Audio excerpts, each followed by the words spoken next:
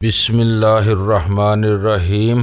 گمنام ہیرو کے معزز ناظرین، السلام علیکم۔ آئیے چلتے ہیں کہانی کی طرف۔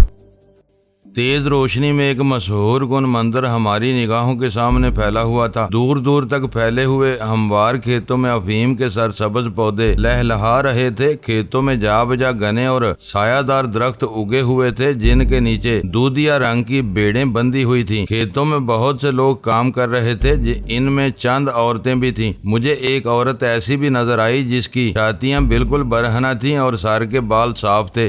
مجھے سردار پائندہ گل کے لرزہ خیز دعوے یاد آ گئے۔ اس نے بالکل یہی کہا تھا کہ شنگارا ویلی میں سورماؤں کے خون پر گریا و ماتم کرنے والی عورتوں کے سر منڈوا کر 40 دن تک ان کی چھاتیاں برہنہ رکھوائی جاتی ہیں۔ مجھے نظر آنے والی بد نصیب عورت شاید ان ہی میں سے ایک تھی جو اپنے باپ، شوہر یا بیٹے کی خون میں نہائی ہوئی لاش دیکھ کر بے ساختہ اندوہناک لے میں بین کر کے رونے لگتی ہیں۔ ان کھیتوں کے پیچھے اور داہنی جانب دھندلے پہاڑ موجود تھے۔ بائیں طرف گالان کا جلال پہاڑ ایک فصیل کی طرح کھڑا ہوا تھا۔ اس کی کھڑی ڈلانیں ناقابل عبور نظر آتی تھیں، لیکن ہواؤں کے ساتھ اوپر سے ملی جلی آوازیں سنائی دے رہی تھیں جو گالان کے بلندی پر آبادی کی گماز تھیں۔ درے کی طرف پہاڑ کا اٹھتا ہوا سرا واقعی زرافے کی گردن کی طرح نظر آ رہا تھا۔ اس وادی میں پتھروں اور گارے کے مکانات ایک لمبی قطار کی صورت میں اس طرح بنائے گئے تھے کہ وہ درے کو وادی سے الگ کر رہے تھے۔ ہمیں لانے والی جیپیں اس قطار کی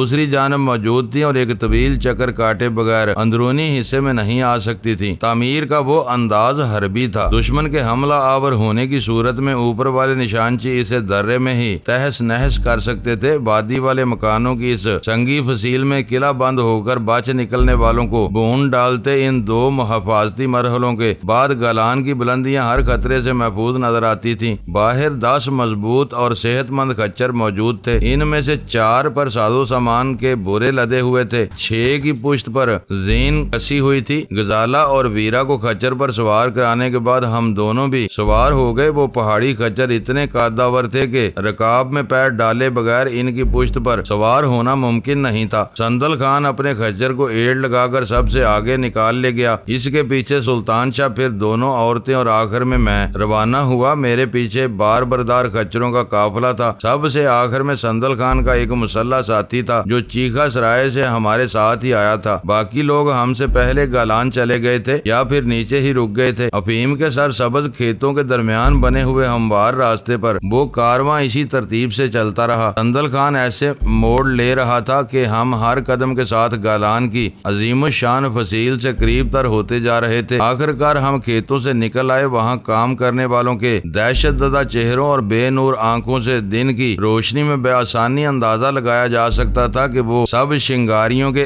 دشمن مجرم یا قیدی تھے جنہیں زندہ رکھ کر اس بیگار پر لگا دیا گیا تھا۔ گالان کے سائے میں پہنچنے کے بعد خچروں کی قطار اسی کے ساتھ ساتھ ایک طرف چلتی رہی حتیٰ کہ پہاڑی جنگلات کا سلسلہ شروع ہو گیا جو وادی سے اوپر تک پھیلے ہوئے تھے، اور انہی گنجان درختوں میں یک بیک چڑھائی کا آغاز ہو گیا جو خاصی دشوار تھی۔ لگامیں ڈھیلی چھوڑ دو، خچر خود چلتے رہیں گے، سندل خان نے چیخ کر ہدایت دی۔ میں اپنے اناڑی پن کی وجہ سے پہلے ہی اس ترکیب پر عمل کر رہا تھا۔ خچر بہت تربیت یافتہ اور مسکین تھے۔ ہر خچر سر جھکائے اگلے خچر کی دم سے منہ ملائے آگے بڑھ رہا تھا، اور اس طرح پورے قافلے کی رہنمائی سندل خان کے ہاتھ آ گئی تھی۔ ہم لوگ وادی کے رخ سے گالان کی کھڑی ڈلانیں دیکھ چکے تھے اور سب کے ذہنوں پر یہ نفسیاتی خوف طاری تھا کہ ہمیں ان ڈلانوں کو طے کر کے اوپر جانا تھا۔ سندل خان نے اوپر جانے کے لیے جو لگی بندی راہ اختیار کی تھی وہ بظاہر زیادہ خطرناک نہیں تھی، لیکن ڈلان بتدریج بڑھتی ہی جا رہی تھی۔ ہر شخص کو خچر کی پشت پر اپنا توازن برقرار رکھنے کے لیے آگے کی طرف جھکنا پڑ رہا تھا، اور مجھے یوں محسوس ہو رہا تھا سب لوگ اسی رفتار سے آگے کی طرف جھکتے رہے تو تھوڑی دیر بعد ہر ایک اپنے خچر کی گردن سے لپٹا ہوا نظر آئے گا۔ رفتہ رفتہ سخت جان خچر بھی ہانپنے لگے اور ان کی پیش قدمی کی رفتار بہت سست ہو گئی۔ میں نے ایک بار پلٹ کر پیچھے دیکھا تو دہشت سے رونگٹے کھڑے ہو گئے۔ وادی بہت نیچے رہ گئی تھی اور ہم تقریباً عمودی سمت خلوت میں سفر کر رہے تھے، ہر شخص کی زندگی کا انحصار اس کے خچر کی کارکردگی پر تھا۔ ایک بار بھی کوئی پیر غلط پڑ جاتا تو وادی سے پہلے ایسی کوئی رکاوٹ موجود نہیں تھی جو ہڈیوں کو سرما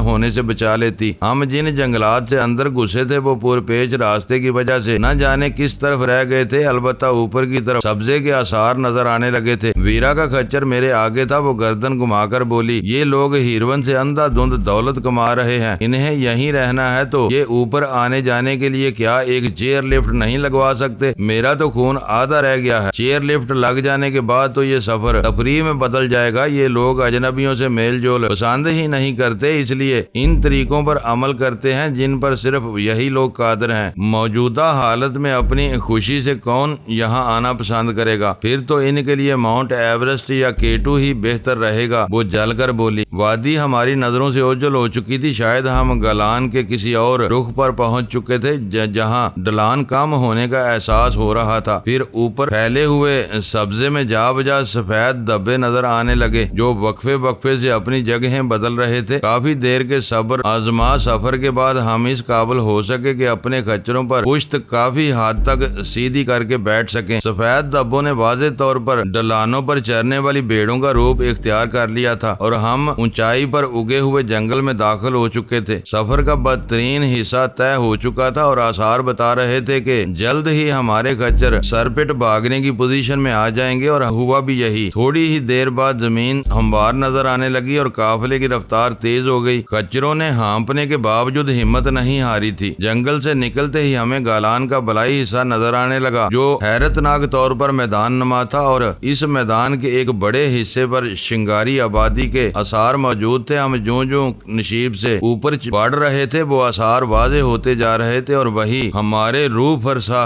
سفر کی آخری منزل تھی جہاں شنگارا ویلی کا علم زدہ سردار پائندہ گل ہمارے بارے میں اپنا آخری فیصلہ صادر کرنے والا تھا۔ وادی سے باہر میدان میں کھیلتے ہوئے سرخ و سفید اور صاف ستھرے بچوں نے اپنا کھیل روک کر حیرت زدہ نظروں سے ہمارے قافلے کو گزرتے ہوئے دیکھا۔ وہاں سے سندل خان نے اپنے خچر کا رخ تبدیل کر لیا اور آبادی میں داخل ہونے کی بجائے اس کے متوازی چلنے لگا۔ آبادی کے اختتام پر دوسرے مکانوں سے قدرے ہٹ کر ایک حویلی نظر آ رہی تھی۔ سندل خان کے خچر کا رخ اسی خوبصورت حویلی کی طرف تھا جو دوسرے مکانوں کی طرح پتھروں ہی سے بنائی گئی تھی، لیکن اس کی تعمیر میں رنگ برنگے پتھروں کے استعمال سے انوکھے نقوش نگار پیدا کر دیے گئے تھے۔ سندل خان کے خچر نے اس حویلی کی کھلی دہلیز عبور ہی کی تھی کہ بہت دور سے کسی گھنٹی کی تیز آواز گونجنے لگی اور پھر گالان کی مخصوص دھواں دار فائرنگ سے لرز اٹھی۔ شاید بستی کا ہر زیرو دیوانہ وار گولیاں چلا رہا تھا۔ اس ناگہانی شور سے تمام خچر ڈر گئے، بیشتر حویلی کے اندر دوڑتے چلے گئے۔ سندل خان نے اپنے خچر کی لگام دانتوں سے کھینچے کلاشنکوف چلا رہا تھا، اس لیے اس کا خچر اپنی جگہ پر ٹکرا کر خوفزدہ آوازیں نکال رہا تھا۔ میرا خچر پلٹ کر پوری رفتار سے آبادی کی طرف دوڑ پڑا۔ سندل خان کے مسلح ساتھی نے فائرنگ بھول کر ناقابل فہم زبان میں کچھ چیخنا شروع کیا اور اپنے خچر کو میرے تعاقب میں ڈال دیا۔ مجھے خوف تھا کہ کہیں وہ پیچھے سے گولی ہی نہ چلا دے۔ گھنٹی کی تیز آواز بس چند ثانیوں تک سنائی دیتی رہی، پھر وہ معدوم ہو گئی اور اس کے بعد فضا میں صرف گولیوں کی گھن گرج باقی رہ گئی۔ ایسا معلوم ہو رہا تھا جیسے گھنٹی کی آواز سنتے ہی گالان کے پلیٹوں پر رہنے والوں پر گولیاں برسانے کا دورہ پڑ گیا ہو۔ خاموش اور پرسکون فضا میں پیدا ہونے والا وہ شور اس قدر بھیانک اور اعصاب شکن تھا کہ اپنے خچر کی طرح میں بھی بدحواس ہو کر رہ گیا تھا۔ خچر بڑک کر مکانوں کی طرف دوڑے جا رہا تھا۔ میری کچھ سمجھ میں نہیں آ رہا تھا کہ میں اسے روکنے کے لیے کیا کروں، بس غیر ارادی طور پر میں نے خچر کے دونوں پہلوؤں پر موجود رکابوں پر اپنے پیروں کا دباؤ اس حد تک بڑھا دیا تھا کہ میں خچر کی پشت پر کسی کسی ہوئی زین سے فضا میں تقریباً معلق ہو کر رہ گیا تھا اور رکابوں پر تقریباً کھڑا ہوا چل رہا تھا۔ پھر وہی ہوا جس کا مجھے ڈر تھا۔ میرے تعاقب میں آنے والے نے میرے خچر کی رفتار میں کوئی کمی نہ آتے دیکھ کر یکے بعد دیگرے 2 گولیاں چلا دیں۔ غنیمت یہ تھا کہ وہ دونوں ہوائی فائر تھے اور بالکل بے اثر ثابت ہوئے تھے۔ اس اثنا میں گالان والوں کو شاید اپنی دیوانگی کا احساس ہو چکا تھا۔ وہ گھنٹی کی پر اسرار آواز معدوم ہو جانے کے بعد بھی اپنا اسلحہ ضائع کیے جا رہے تھے۔ فائروں کی تعداد کم ہوتے ہوئے چند ثانیوں میں 0 رہ گئی اور وہاں پھر وہی سوگوار سی بے اکراں خاموشی چھا گئی جو فائرنگ سے پہلے موجود تھی۔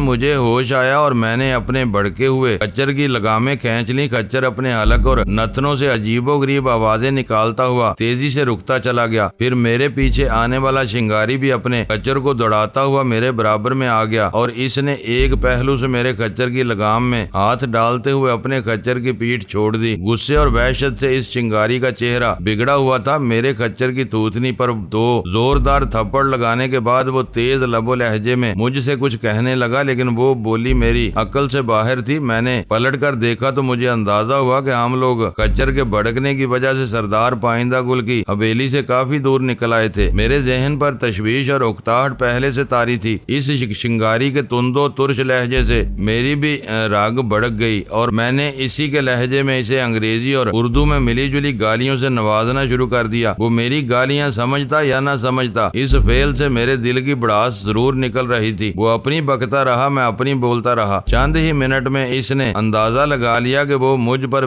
بلا وجہ اپنی زبان دانی کے جوہر ضائع کر رہا تھا۔ اس حقیقت کا ادراک کرتے ہی وہ اشاروں کی زبان پر اتر آیا۔ میں نے تیز نظروں سے اسے گھورتے ہوئے 2-4 اختتامی گالیاں دی، پھر خاموش ہو کر بیزاری کے عالم میں اس کے اشاروں کا مفہوم سمجھنے کی کوشش کرنے لگا۔ بلند آہنگ مناظرہ بے سود ثابت ہوا تھا۔ میرا خیال تھا کہ وہ کچھ میں نے اسے کہا تھا اس نے بھی میرے لیے اس سے بہتر صاف ستھری زبان استعمال نہیں کی ہوگی۔ اگر ہم ایک دوسرے کی زبان کا کچھ حصہ بھی سمجھنے پر قادر ہوتے تو ایک ہی لمحے میں ایک دوسرے سے گتھم گتھا ہو کر خون ریزی کا آغاز کر چکے ہوتے۔ دوسرے مرحلے میں ہونے والے خاموش مذاکرات نتیجہ خیز ثابت ہوئے۔ وہ واضح طور پر مجھے اپنے میزدار خچر کی پیشکش کر رہا تھا۔ میں اس کی پشت پر سوار ہو گیا اور اس نے میرا سرکش خچر سنبھال لیا۔ ہم دونوں دوبارہ حویلی کی دہلیز پر پہنچے تو وہاں میدان صاف تھا۔ ہماری واپسی کا انتظار کیے بغیر وہ لوگ اندر لیے جا چکے تھے۔ ہم خچروں پر سوار حویلی کے وسیع و عریض صحن میں داخل ہو گئے۔ اندھیرا حیرت ناک صورت کے ساتھ ہر طرف پھیلتا چلا گیا تھا۔ میدانی علاقوں میں رفتہ رفتہ بدلیاں چھانے کا جو منظر تا دیر رہتا ہے وہ پہاڑوں میں بس ذرا سی دیر کے لیے نظر آتا ہے اور ہر گزرتے ہوئے لمحے کے ساتھ اندھیرا گہرا ہی گہرا ہوتا چلا جاتا ہے۔ آسمان پر ہر طرف سیاہ بادل پھیل چکے تھے اور سورج تھا نظروں سے اوجھل ہو چکا تھا۔ ہم اپنے خچروں کو صحن میں باندھ کر دالان میں پہنچے تو وہاں سے موجود ایک شنگاری نے مجھے اپنی تحویل میں لے لیا۔ مجھے لانے والا وہاں سے اس انداز میں لوٹ گیا جیسے اسے حویلی میں اندر جانے کا حق حاصل نہ ہو۔ حویلی میں مشعلیں روشن ہونی شروع ہو گئی تھی۔ وہ مجھے لے کر ایک راہداری میں داخل ہوا تو مجھے اندازہ ہوا کہ تہذیب و تمدن اور آسائشوں سے دور رہ کر بھی انسان بہت کچھ کر گزرنے کی صلاحیت رکھتا ہے۔ حویلی کی تعمیر میں پہاڑی پتھر، گارے اور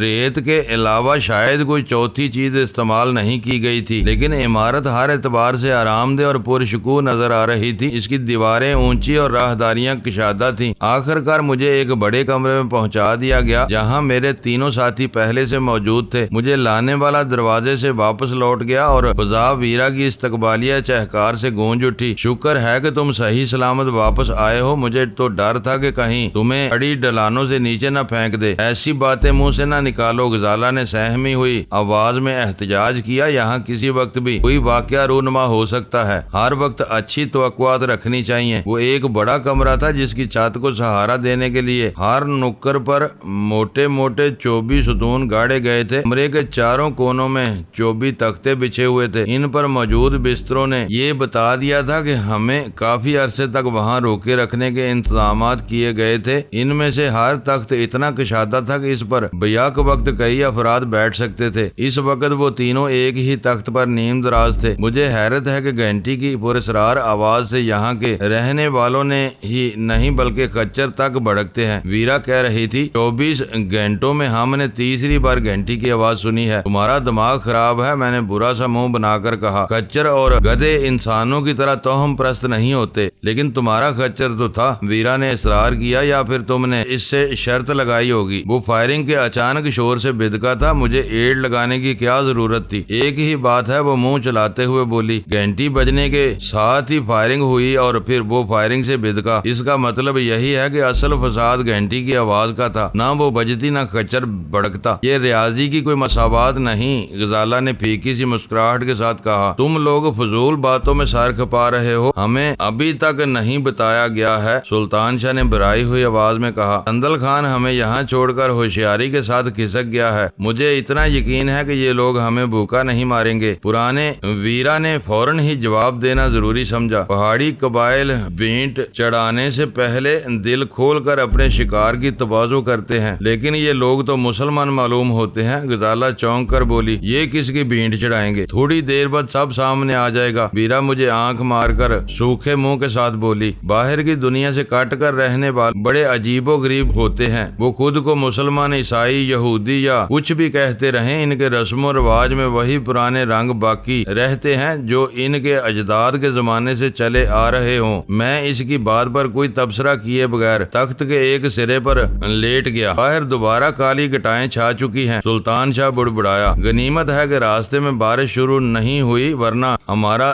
زندہ یہاں تک پہنچنا۔ گالان کی چوٹی اس وادی سے 250-300 فٹ بلند ہے۔ ایسی خطرناک اور کھڑی ڈلانیں میں نے پوری زندگی میں نہیں دیکھی۔ ابھی تم نے دیکھا ہی کیا ہے؟ ویرا ہنس کر بولی، تمہاری ایک چوزے جتنی عمر ہے، چوسنی پینا چھوڑو گے تو تجربات میں خود بخود اضافہ ہوتا چلا جائے گا۔ اس وقت ہم چاروں میں صرف وہی حالات سے بڑی حد تک بے پرواہ اور بشاش نظر آ رہی تھی، ورنہ سب کے چہرے اترے ہوئے تھے۔ آنے والے غیر یقینی دنوں کی فکر اور تشویش ہر ایک کی آنکھوں سے جھلک رہی تھی، کیونکہ گالان میں ہماری حیثیت بے دست و پاک قیدیوں سے زیادہ نہیں تھی۔ اس کمرے کی ایک کھڑکی باہر کی جانب کھلتی تھی اور وہاں گہری تاریکی کا راج نظر آ رہا تھا۔ کم و بیش وہی صورت حال تھی جو ہمیں پچھلے روز کے سفر میں پیش آ چکی تھی۔ پھر اچانک ہی باہر سے دھواں دار بارش کا شور سنائی دینے لگا۔ ہوا میں زمین سے اٹھنے والی مٹی کی سوندھی سوندھی خوشبو شامل ہو گئی۔ وہ تینوں ہی اس منظر سے لطف اندوز ہونے یا وقت گزارنے کے لیے سلاخوں والی کھڑکی کے قریب جا کھڑے ہوئے۔ میں اپنی جگہ پر پڑا سردار پائندہ گل اور گھنٹیوں کے بارے میں سوچتا رہا۔ چھت کا سایہ اور آرام دہ بستر میسر آ جانے کے بعد مجھے بارش کی شدت کی ذرا بھی پرواہ نہیں رہ گئی تھی۔ تھوڑی دیر بعد فضا میں پھیلنے والے اشتہا انگیز خوشبوؤں نے ہم چاروں کو بے چین کر دیا۔ شاید کہیں کھانے کی چیزیں تیار کی جا رہی ہیں۔ سلطان شاہ گہرے گہرے سانس لیتا ہوا بولا، بلی کو خواب میں بھی چھیچڑے ہی نظر آتے ہیں۔ ویرا کہہ کہا مار کر بے رحمانہ لہجے میں بولی، نہار منہ خچروں کی پیٹھ پر سفر کرنے سے بھوک واقعی چمک اٹھی ہے۔ غزالہ نے سلطان شاہ کی تائید کی، آؤ پھر پتھروں کا قیمہ بنا کر سیخ کباب تیار کرتے ہیں۔ ویرا نے اس کا مضاحکہ اڑاتے ہوئے کہا۔ وہ نوک جھونک وہیں ختم ہو گئی، کیونکہ دو قوی ہیکل شنگاری بڑی بڑی تھالیاں اٹھائے ہمارے کمرے میں آ پہنچے۔ دونوں کاد داور اور خوفناک چہروں کے مالک تھے۔ ان کی چڑی ہوئی سرخ آنکھوں سے ایسا معلوم ہو رہا تھا جیسے انہوں نے کوئی تیز نشہ کیا ہوا ہو۔ وہ کمبل پر تھال رکھتے ہوئے ہم چاروں کا بغور جائزہ لے رہے تھے۔ خان بابا تم میں سے اس سے ملاقات کرے گا جس کا نام ڈینی ہے۔ تھال رکھنے کے بعد ان میں سے ایک نے لب کشائی کی تو اس کی زبان سے اردو سن کر مجھے حیرت کے ساتھ خوشی بھی ہوئی۔ میرا نام ڈینی ہے، میں نے اس کی طرف ہاتھ بڑھاتے ہوئے نرمی سے کہا۔ خوب، سر ہلا کر بولا۔ پھر اس نے شنگاریوں کا وہی گھسا پٹا فکرہ دہرایا جو میں پہلے بھی کئی بار سن چکا تھا۔ ہم دشمنوں اور اجنبیوں سے ہاتھ نہیں ملایا کرتے، یہ ہماری قدیم روایت ہے۔ لیکن تم ہمارے ساتھ ناشتہ تو کر لو گے؟ میں نے کمبل پر بیٹھتے ہوئے پوچھا۔ اس بار اس کے ساتھی نے اپنا سر نفی میں ہلاتے ہوئے کہا، جن لوگوں کے ساتھ ہم ہاتھ نہیں ملاتے ان کے ساتھ ایک دسترخوان پر کیسے بیٹھ سکتے ہیں؟ یہ بھی ہماری روایت کے خلاف ہے۔ ہمیں تمہاری روایت کی کوئی فہرست مل سکے گی؟ ویرا نے گہری سنجیدگی سے پوچھا۔ کیوں؟ اس کی بویں کمان کی طرح تان گئیں اور لہجہ گراہٹ میں بدل گیا۔ ہم اجنبی ہیں، ہم سے بار بار غلطیاں ہوتی رہیں گی۔ ویرا نے اپنی معصومانہ سنجیدگی برقرار رکھتے ہوئے کہا، ایک بار فہرست مل جائے تو ہمیں اسے یاد کرنے سے بہت آسانی ہو جائے گی۔ یہ منشی خانہ نہیں ہے جو یہاں فہرستیں بنتی رہیں۔ وہ ترش روئی سے بولا، بس ایک بار جو بات بتا دی جائے اسے یاد رکھو۔ اس ہدایت پر عمل کیا تو خان بابا کے عطاب سے بچے رہو گے۔ ان کے لائے ہوئے تھالوں میں گرم گرم پراٹھے، ابلے ہوئے انڈے، انگاروں پر بنی ہوئی ایک نرم سی ایران لسی کے 4 بڑے گلاس، قہوہ اور خالی پیالیاں موجود تھیں۔ اس امر میں کوئی شبہ نہیں تھا کہ وہ لوگ کھانے پینے کے شوقین تھے اور اس بارے میں اجنبیوں تک سے فیاضانہ سلوک کرنے کے عادی تھے۔ ہم چاروں شہر سے پکڑ کر ان سنگلاخ وادیوں میں لائے گئے تھے۔ ناشتے میں ہم سب کا معمول 2-3 ٹوسٹ اور چائے یا کافی تک محدود تھا، لیکن ان اطراف میں پہنچنے کے بعد ہمارے میدوں نے بھی منہ کھول دیے تھے اور وہ بھاری ناشتہ ہم سب کو مرغوب نظر آ رہا تھا۔ ہم سب کو تم دونوں کی زبان سے اردو سن کر بہت خوشی ہوئی۔ شاید گالان میں اردو جاننے والوں کی تعداد بہت کم ہے۔ ناشتے کے دوران میں نے ان کو چھیڑا۔ وہ دونوں واپس جانے کی بجائے ایک طرف بیٹھے سگریٹ نوشی میں مصروف تھے۔ ان کی نظریں ہماری ہی جانب لگی ہوئی تھیں۔ شنگارا ویلی میں بہتیرے لوگ اردو جانتے ہیں، بے پرواہی کے ساتھ کہا گیا۔ البتہ گالان کی بستی میں گنے چنے لوگ ہی اردو جانتے ہیں کیونکہ انہیں کبھی بھی پہاڑوں سے باہر نکل کر باہر جانے کی ضرورت پیش نہیں آتی۔ شنگارا ویلی اور گالان میں کیا فرق ہے؟ میں نے حیرت سے پوچھا۔ ہم تو نیچے والی وادی کو ہی شنگارا ویلی سمجھ رہے تھے اور یہ پہاڑی تو خیر گالان ہی ہے۔ شنگارا ویلی بہت بڑی ہے۔ اونٹ کی گردن والے پہاڑ سے اندر داخل ہوتے ہی شنگارا ویلی شروع ہو جاتی ہے۔ گالان جیسی بلکہ اس سے بڑی کئی بستیاں شامل ہیں۔ ان میں سے ہر بستی کا الگ نام ہے۔ یہ ساری بستیاں خان بابا کے احکام کی پابند ہیں۔ یہاں گالان میں خان بابا اور اس کے رشتہ دار رہتے ہیں۔ یوں سمجھو کہ گالان اس پوری وادی کا دارالخلافہ ہے، جیسے اسلام آباد پاکستان کا پایہ تخت ہے۔ اس نے بہت خوبصورتی کے ساتھ وہ وضاحت پیش کی تھی۔ میں نے بات بڑھاتے ہوئے کہا، شاید مجھے ناشتے کے بعد خان بابا سے ملاقات کرنے کے لیے لے جایا جائے گا۔ ہاں، تم ہمارے ساتھ ہی چلو گے، تمہارے ساتھی یہیں رہیں گے۔ اس نے کہا، یہ میری عزت افزائی ہے کہ میں گالان میں سردار پائندہ گل کے پر نور چہرے کی زیارت کروں گا، لیکن میں تم سے یہ ضرور پوچھنا چاہوں گا کہ اس وقت سردار بابا کس حال میں ہے؟ مجھے اس پر جلال سے سخت خوف آتا ہے۔ میں ایسی حالت میں اس کا سامنا نہیں کر سکوں گا۔ میں نے عقیدت امیز لہجے میں کہا، خان بابا اسی دن سے غیظ و غضب کے عالم میں ہے۔ اسے چھوٹے خان کے قتل کی خبر ملی تھی۔ اس نے قسم کھائی ہے کہ جب تک وہ چھوٹے خان کے قاتل کو کیفر کردار تک نہیں پہنچائے گا، اس کی پشت تخت یا مسحری کے نرم بستر کو نہیں چھوئے گی۔ اس نے اپنے اوپر ہر آسائش حرام کی ہوئی ہے۔ اس نے ڈیرے میں صرف فرشی قالین باقی رہ گیا ہے جس پر وہ اپنی راتیں بھی بسر کرتا ہے۔ میں نے تو سنا ہے کہ اس نے سوگ اور صدمے کی حالت میں اپنی رعایا کو بھی حکم دینا چھوڑ دیا ہے۔ یہ تم سے کس نے کہا؟ وہ میری بات کاٹ کر کسی کٹکھنے کتے کی طرح گرایا۔ خان بابا مجھ سے ملنے کے لیے کراچی آیا تھا تو اس نے خود یہ سب بتایا تھا۔ میں نے اسے معروب کرنے کے لیے سادگی سے کہا، ورنہ میں یہ سب باتیں جاننے کے وسائل نہیں رکھتا۔ خان بابا تم سے ملنے گیا تھا؟ سوال کرتے ہوئے اس کی آنکھیں حیرت سے پھیل گئیں۔ ہاں، عبد الرحیم خان کو دفن کرنے کے بعد وہ میرے گھر آیا تھا۔ میں نے گھر کا ذکر کر کے اپنی بات میں مزید زور پیدا کرتے ہوئے کہا، مجھے حیرت ہے کہ اسے اتنی جلدی مجھ سے دوبارہ ملنے کی کیا ضرورت پیش آ گئی؟ وہ میرے دعوے کے سحر سے آزاد ہونے کے لیے اپنے سر جھٹکتے ہوئے بولا، اپنے معاملات کو وہ خود جانتا ہے، لیکن میں یہ ضرور کہہ سکتا ہوں کہ چھوٹے خان کے قتل نے اس کی روح تک کو زخمی کر دیا ہے۔ چھوٹے خان کی لاش کو خچر کی پشت پر لاد کر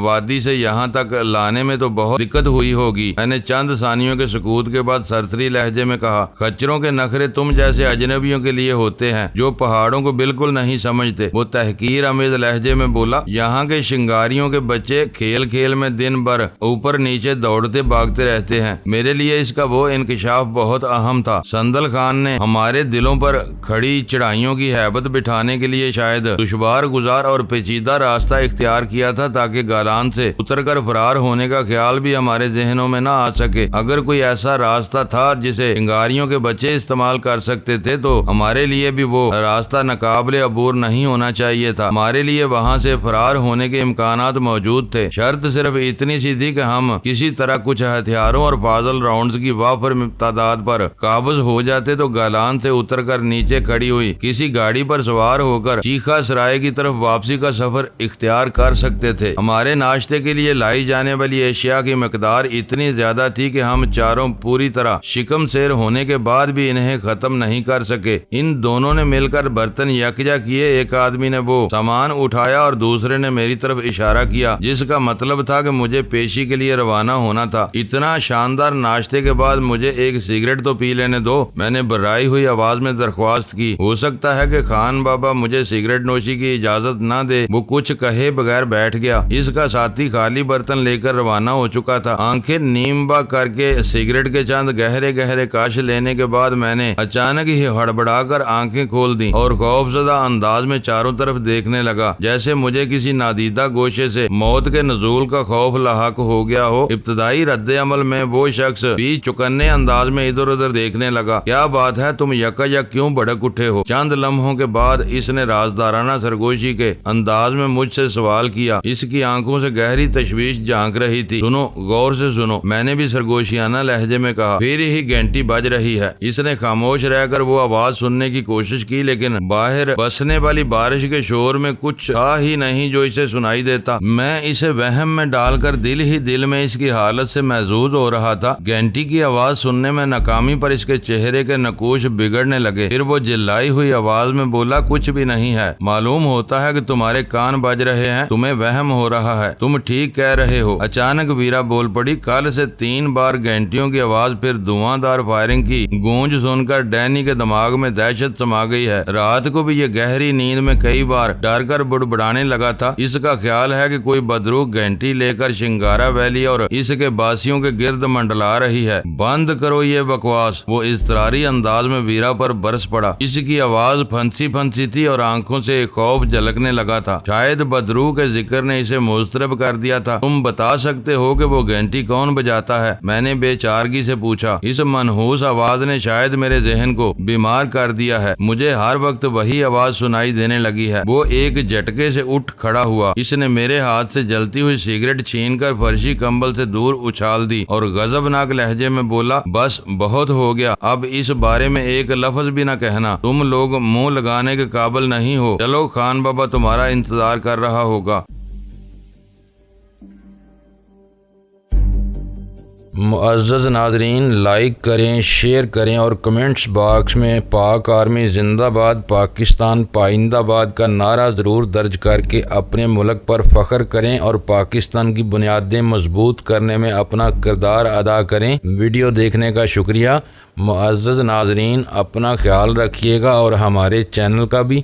ISI پاک آرمی زندہ باد، پاکستان پائندہ آباد۔